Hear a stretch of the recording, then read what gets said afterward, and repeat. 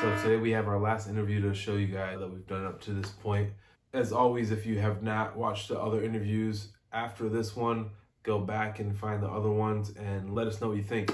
This time we've had the pleasure of interviewing another great friend of mine, a teacher of mine, Ethan Hampton.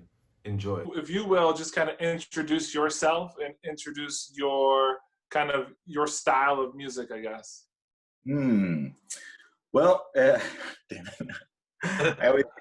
I always used to get mad at musicians that like, well, what's your style? I'm like, well, there's no like real style to it, bro. It's like, You know what? You're right. You're right. But no, honestly, for myself, over the years, it's always kind of hovered around a few centers as far as style or references. Like styles or artists that I've loved that I try to either emulate or pay honor to. And so these generally rotate around like hard rock, because I grew up in the 90s. Nice, yeah. But I'm crazy connected to the blues. And so if I had to pick one style that I could play on an island for the rest of my life, it would probably be the blues. I imagine after I start losing my mind when I get older, I'm definitely going to be like the guy who's playing the blues. I'll still remember that. You know what I mean? But my dad was born in 1951 in Louisiana. And then my mom was born in 1960 in Michigan. So it's interesting because, so that means my dad would have been 18 in 1969. So his influences, like what he, in the early 70s. So from him, I got like the blues. I got, Stevie Ray Vaughan. I got war, early war stuff like Slipping Into Darkness. Kind of going, maybe Al Green, that era of stuff. Marvin Gaye's feeling, But then interestingly enough, from my mom's side, she was born in 1960, so she was 18 in 1978, which is a way different thing. And so it's funny because a lot of my funk and soul and disco influence, anything like that, is a lot from my mom. So my mom introduced me to Earth, Wind, and Fire. My white mom introduced me to Earth, Wind, and Fire. James Brown. Curtis Mayfield, yeah, but some of the older 70s stuff, to where my dad might have been like, you know what I mean, like starting to become in his late 20s toward that period. That was what was hot for my mom at that time. You know what I mean? Right. So it was personal to her. And then they got a divorce when I was young, about 9. And so at that point, when they got divorced, now in retrospect, looking back, because I'm 38, I mean 37, 30, I'm 38. I think. Yeah. Who knows anymore? Yeah, now it's all weird. Well, no, every time I turn one age older, I get worried about the next age, and then I confuse myself. I'm like, wait a minute, how old am I? But then when they divorced, my mom was 30, and it was 1991. So imagine, it's even like, I personally love being 30 better than I love being 21.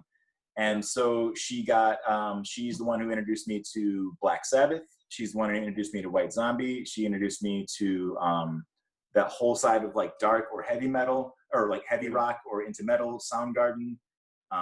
But most importantly, is this time she became obsessed with Prince, and then subsequently so at first I was like this 11-year-old kid who was like, this guy sounds like a girl. And then like by the time I was 12, I was obsessed, and I knew all of the, I would get the album, and any album, and I would listen to it on repeat. And this is before I ever thought about being a musician, because I was a kid. But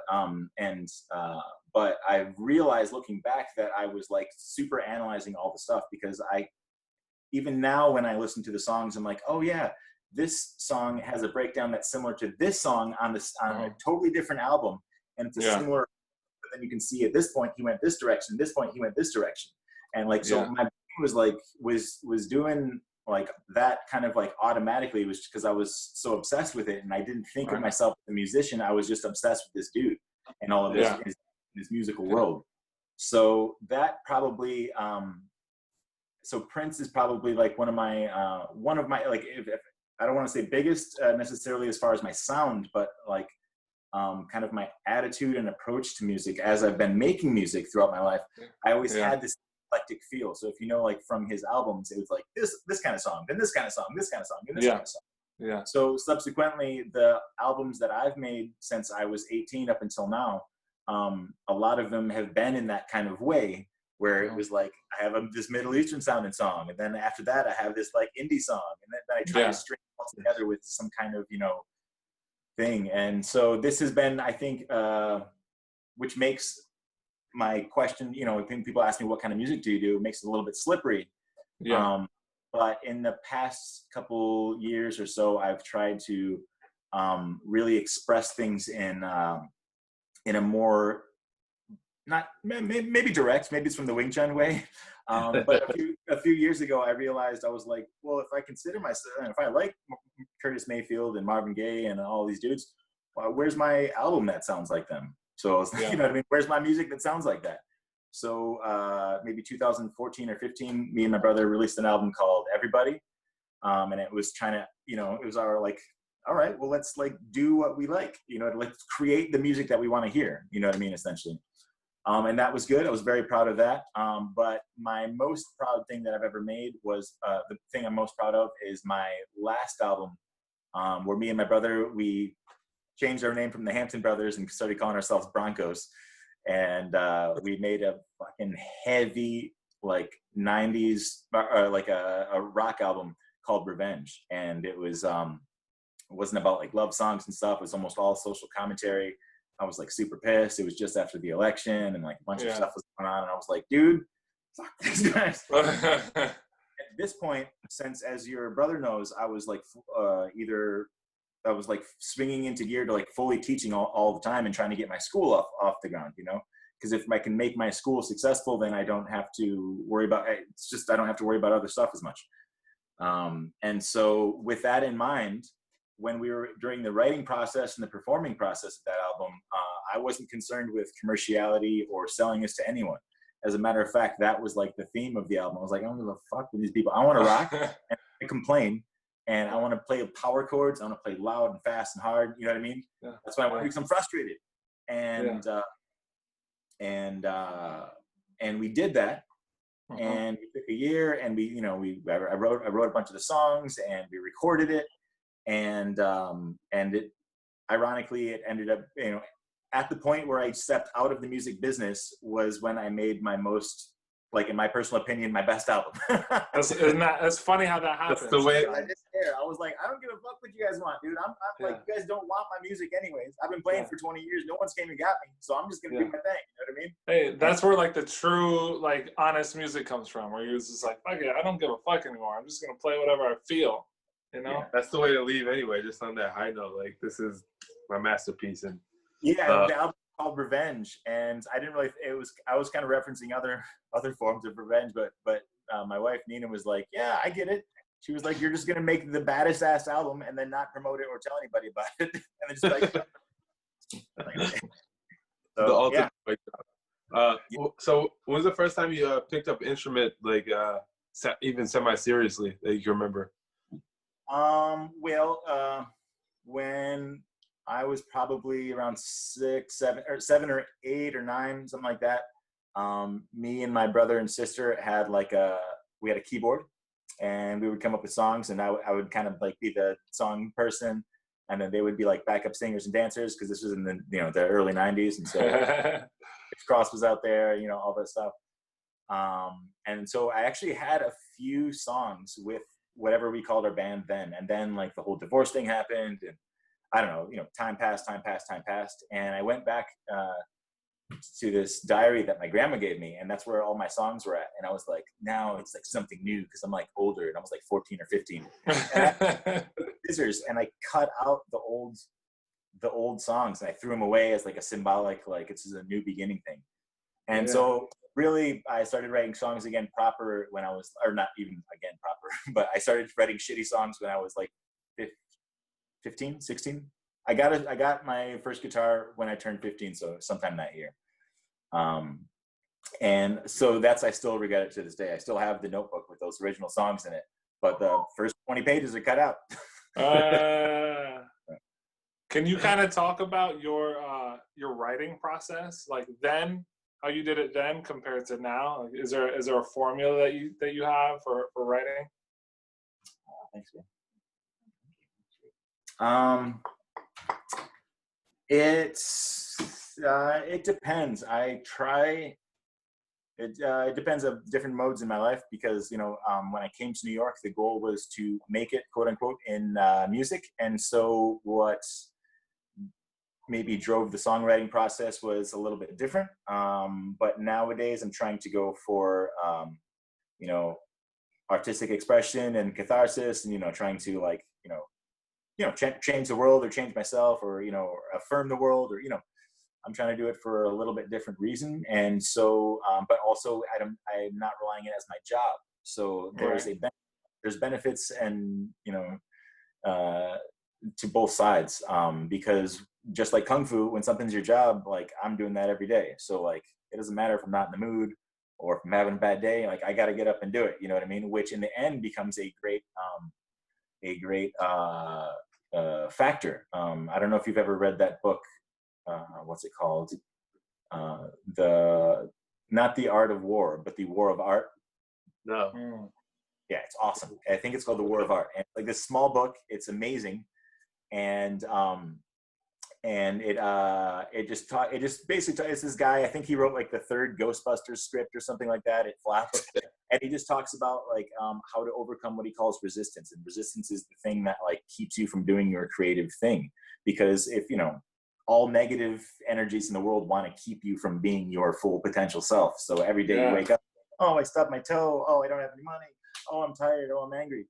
So, and it's a whole book on trying to get yourself to shake that shit off and create. It's like, even if you're not going to make money, or even if you're not going to do this, it's not your job. Picasso, what's his name? Sliced his ear off, he died of syphilis and did poor, but his art works. And it's not to say that that's our goal, but it's our job to work as artists. And so there's a saying in the book, and somebody asks him, like, well, do you only write when you're inspired, or do you like write on a standard routine? It's a good question. It's a really good question. And he was like, oh, only when I'm inspired, which is luckily every day at 9 a.m. Like, he's like, I go to work every day. I work from 9. I go to my typewriter. I type it out till about 11:30, 12 when I start getting cross-eyed. And then from there, I go do lunch and I do other stuff. And, I work 4 hours a day on writing. And he was like, I do that every day or 5 days a week. And that's my thing. Maybe I'll do more. But he was like, and even if I'm messing up, it's never, it's never not worth it. There's never a thing like, damn it, I shouldn't have.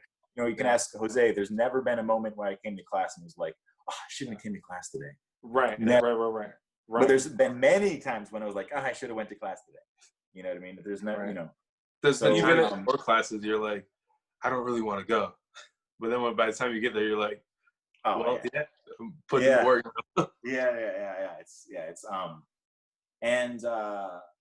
So, but I have found that throughout the years, there's kind of an ebb and flow to my creative output because maybe a little bit nowadays, especially if you make electronic music or I don't know, or with this kind of social media stuff, it's a little bit easier to have an idea and like put it out there, quote unquote. But if you're really trying to take an idea that's coming from a genuine emotional place, put it into sound, and then maintain the emotional integrity of the song, but over the writing and performing period. For imagine, you write a song about somebody that you fall in love with, but it only lasts 3 weeks, but the song is great. You know what I mean? You have to maintain that feeling until at least you get it recorded. And then once you get it, that's tough. Isn't that tough? How do you do that? Exactly. That's the challenge. They say like the key to being one of the keys to being a genius is being able to bring your vision into reality. You know what I mean? If the song in my brain, I'm gonna bring it out into the world. Right. And that's what you give it to somebody. But that's like the hardest thing because not everybody, but like people can come up with the song and write it and play it in their living room and then blast it on Instagram, cool. You know what I mean? But if you're trying to make an album that's about something bigger than just a fleeting feeling, and you're trying to maintain that thing, that's a super hard. That's a really hard, like a challenge. Concept. Yeah. And imagine trying to promote it and then make a music video and going out and playing it. You know what I mean? So you have, that's a very, very big challenging thing, a challenge that we have. And so I've found that I have to be hard on myself, but also give myself time, because I find that there's an ebb and flow. I go through experiences where I'm taking stuff in, we elect a terrible person for president, you know what I mean? Friends backstab you, you say, your car gets stolen, you lose your whatever, or good things, you have a kid, you get married, you finally realize some kind of lifelong dream, you get reunited with somebody, whatever it is. So these inputting emotionalities, I don't even know if that's a word, right and then it is now. And then at some point, and all this whole time I'm still playing, I'm tinkering around, playing riffs and stuff like that, but it's not necessarily, there's no kind of like life to it, you know what I mean? I'm kind of just, I have this riff, I have this thing, I have this thing, but then at some point, almost never fail, at some point I'm like, oh, I could say that over this, and then like some point, like some of these thoughts that have been bubbling in my head for weeks or months or even years, they start to come together. I'm like, oh, that's what I want to address. I want to start talking about this. For instance, I put out a song a couple weeks ago. I threw a song on SoundCloud, or actually 3 songs, but there's this one song that's specifically about the quarantine. And it's like, I really captured the feeling of the tension in the moment in the lyrics. But the riff to the song was a song that I had for literally like 12 years. And I had around, and then all of a sudden, I shut my school down. Nobody knows what's going to happen to the world. I have all this emotion. I'm stuck in my house, and then all of a sudden, I got some shit to talk about. And then now it's kind of cooled down in the past couple weeks. But I treat it kind of like the mail. It's like, oh, I got this in the mail, dude. Check out what the Muse sent me. The Muse got me this. You know what I mean? But you gotta like act while it's hot, and then it's kind of it's kind of like social media. You have to like interact with her as much as possible, so that like, she keeps sending you shit. Because if you say, that's cool, she'll shut up, man. She won't be sending you no more. It's like, oh, you're straight. Algorithms will get all messed up. Yeah.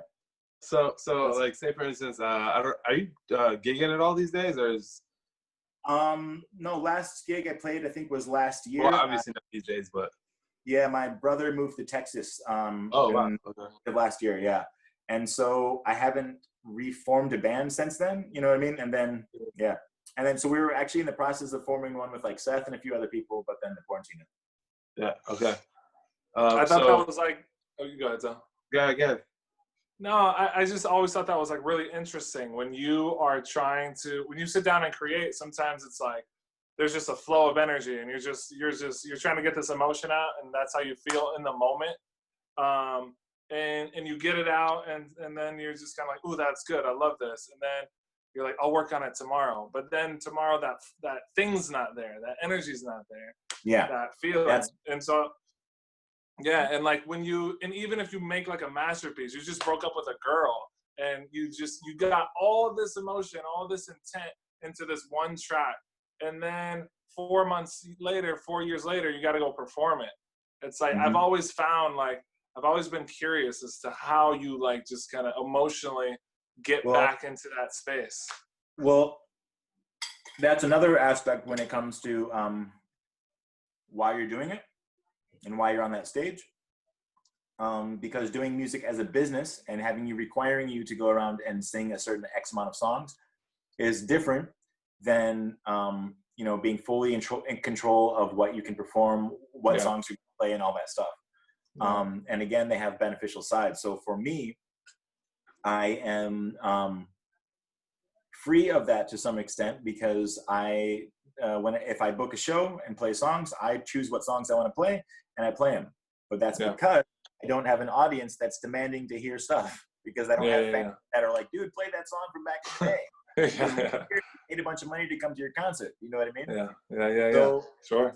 that's a really big thing that I had to come to terms with. But it was relatively easy because I had never really caught any traction monetarily with the music industry, because I came up in the music industry when it was going and changing in a completely different way. You know, all of my idols got record deals and tours and big advances. You know what I mean? And then those who we looked up to, and then the kids, you know, and then like then the world changed, and so we but actually going to playing music for actual fun and writing music and recording albums, funding them myself. You know, the albums still cost a bunch of money and it still takes a lot of time and all that stuff.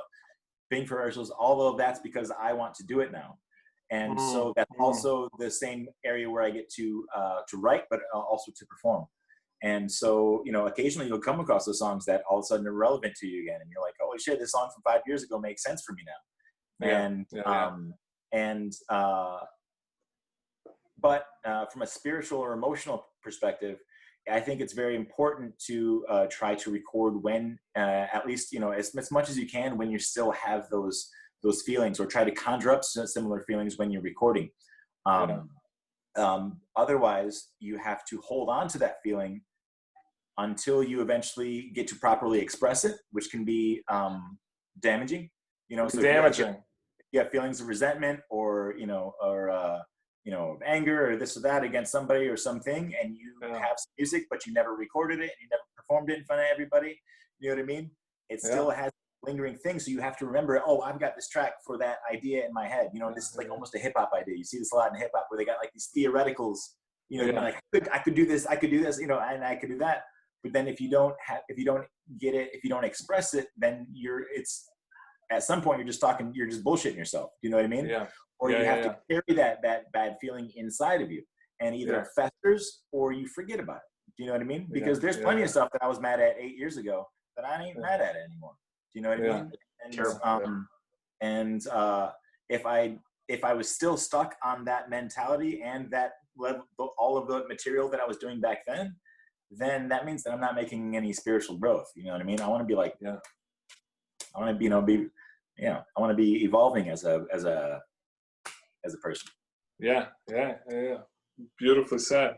Can you kind of talk about, you kind of talked a little bit about it, but can you talk about your personal creativity process a little bit more? Like if you're like, okay, today I'm going to write down a song, or I'm going to make a song, I'm going to compose today.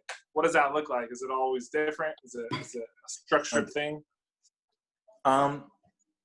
It is always different depending on, it's kind of like fighting, depending on the context, right? Right, Jose, is like, is it 3 people? One? Am I in a room? No, but for instance, this past, the past process that I've been doing, sorry, I'm just getting a charger for my phone.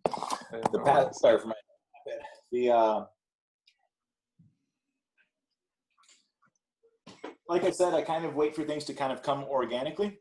And so I find that from a lot of practice of like either scales, riffs, chords, or just kind of noodling around, sometimes aimlessly, or kind of subconsciously, will help you to find, like little riffs. And then changing the context, playing different stuff on different stuff. So a song that I normally play on acoustic, maybe I'll play it on on my electric with some like weird effects, see how it sounds. But I would say that a lot of times I'll have a riff or something first in general, because I'm a music person, I think, before I'm a poet. But a lot of times I'll hear the music first, and then I will kind of, especially if I have something to say. So for instance, I have this 12-year-old riff that I had that I just recorded over, So I like figured out how to play it, and I found some like app to record, and it was cool. And I was like recorded 3 or 4 different guitars. And I was like, all right, I got this. And I was like, I have an idea of what I want to say, but I don't exactly know where to say it. And so I literally sat there and played it. And I went, da. All right, I went through and just like kind of mumbled the approximate. Melody that I wanted to. And then I was like, all right, this mumble's got like 3 or 4 syllables. This one. And so then you kind of like find words or phrases that could fit into those cadences. That's one way of doing it. Yeah.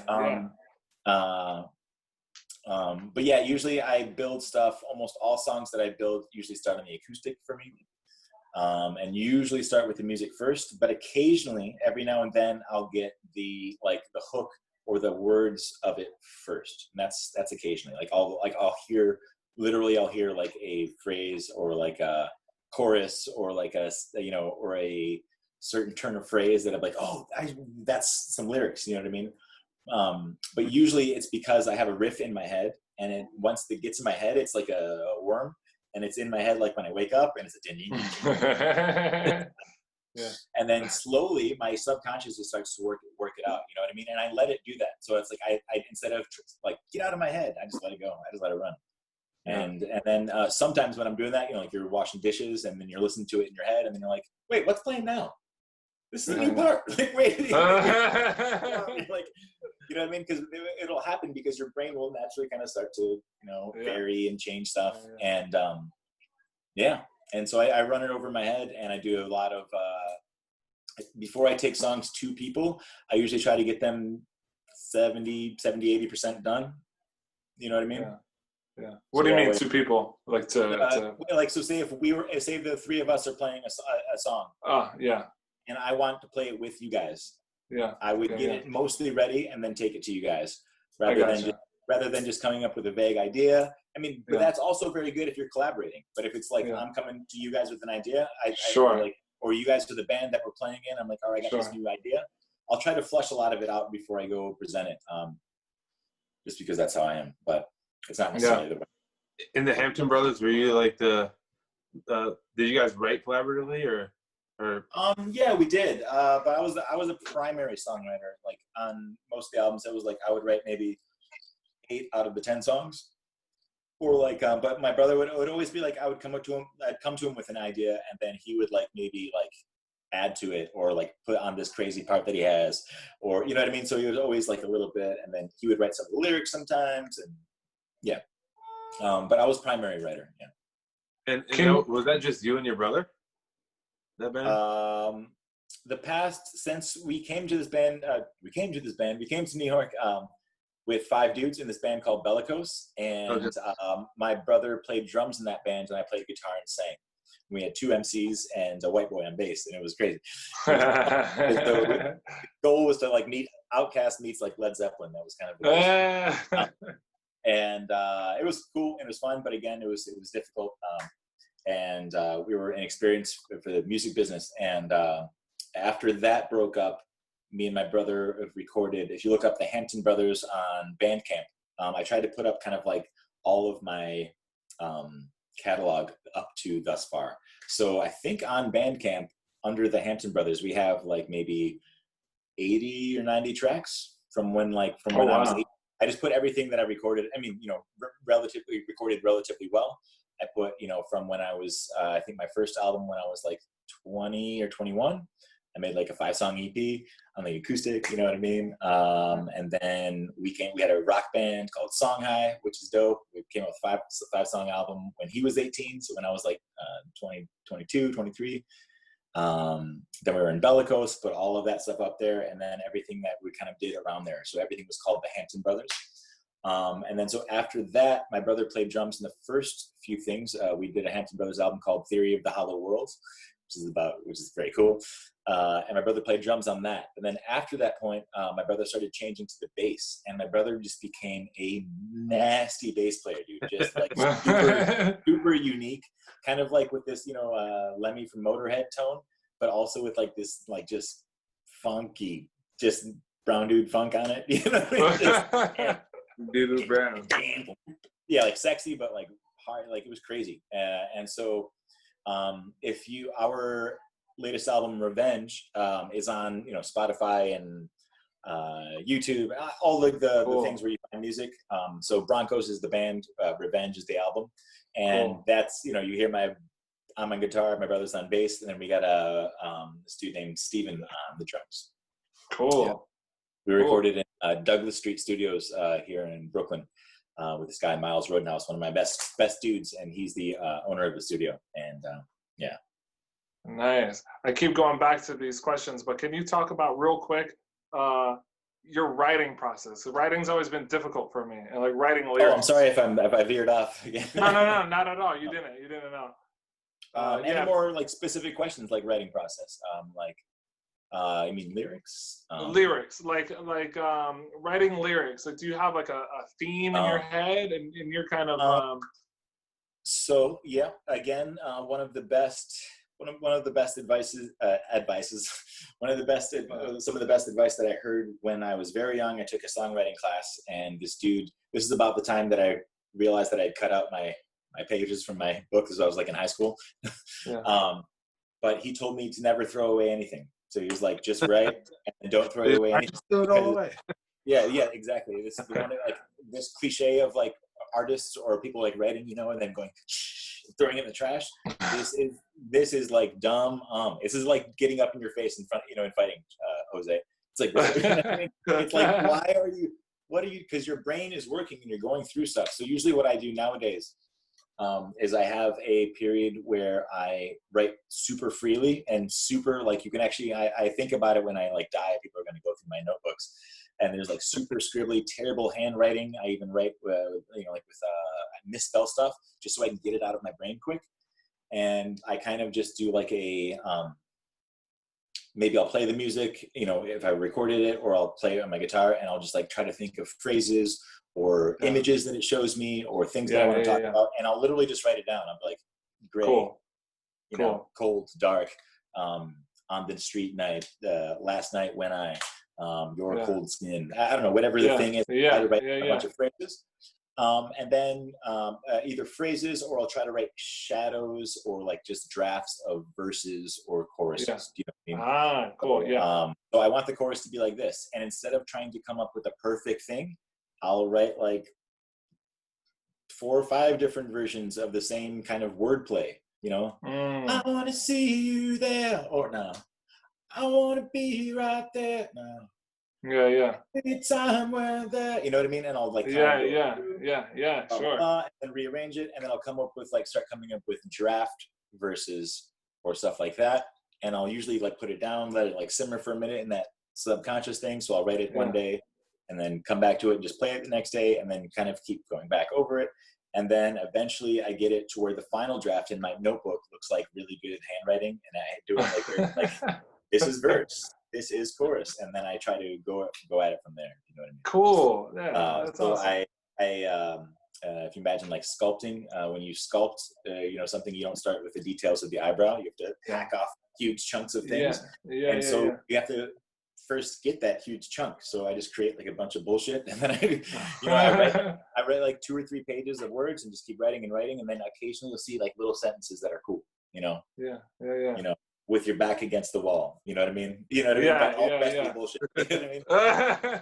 But with that same idea, if you have that idea where you save stuff, maybe a year or 2 later, or maybe in the same album's writing process, you go back into that same heap of words, and maybe there's some other phrase that pops out now because you have a different mind thought, you're thinking about something else, or maybe you're approaching a different song. So you can use those big chunks as like really like sculpting as like seeds for other ideas, something like that. And I also do that with riffs as well.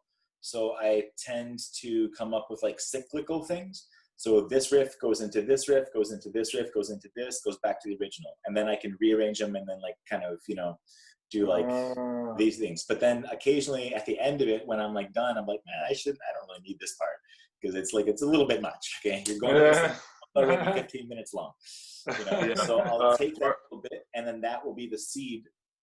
I'll plant that somewhere else, and that'll be the seed for the next idea.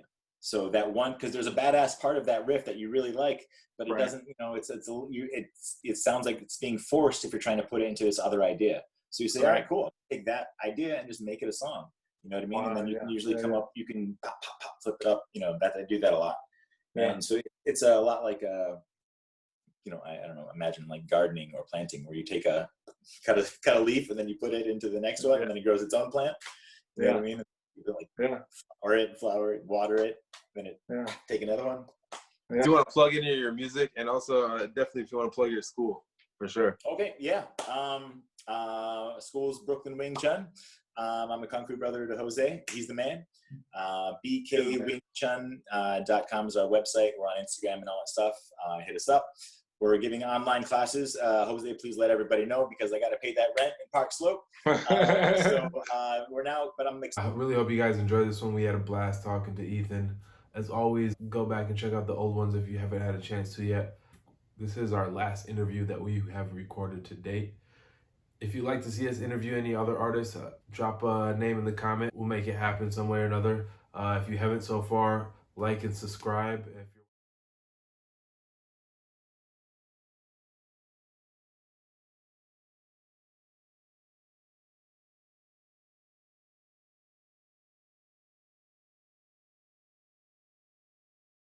Mm.